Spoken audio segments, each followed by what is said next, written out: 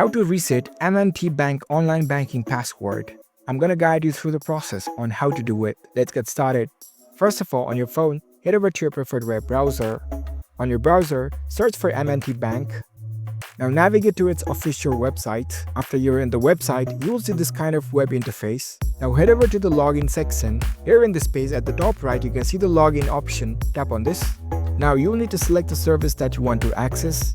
We're going to select this online banking option at the top. Now you will be prompted to the login page of the M&T Bank. Now in order to reset the M&T Bank online banking password, over here you can see this link of help with user ID or passcode. Tap on this link. Since you are trying to reset the password, select this forgot your passcode option. Now you'll be prompted to reset your password page. There are 4 steps that you have to go through. First of all, you will need to provide your user details, provide your user ID, your social security number. After that, tap on next. Now you will be taken to the verify page. You will have to verify your account. And in the third step, you will be asked to change the password. Make sure your password is secured and easy for you to remember. And in the last step, you'll need to reconfirm your changed password. So that's it.